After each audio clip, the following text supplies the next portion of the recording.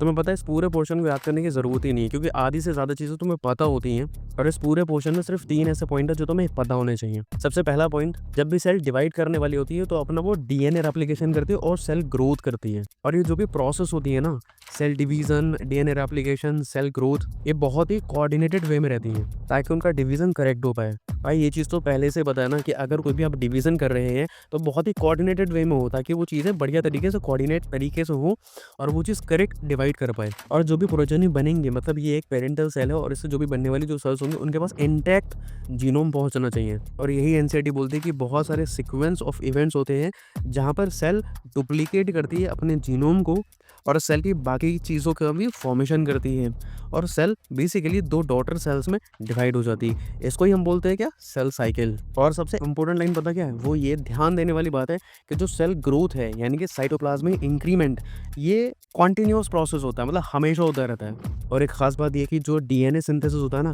वो एक specific stage में होता है जो कि हम आगे भी पढ़ेंगे जाके। और ये बात के जो रेप्लिकेटेड डीएनए या फिर क्रोमोसोम्स होते हैं वो डॉटर न्यूक्लियाई में डिस्ट्रीब्यूट कर दिए जाते हैं। मतलब यहाँ पर जो भी डीएनए वीएनए बना होगा ना, जो भी रेप्लिकेट किया होगा, वो इन दोनों डॉटर सेल्स में डिस्ट्रीब्यूट कर दिया जाता है।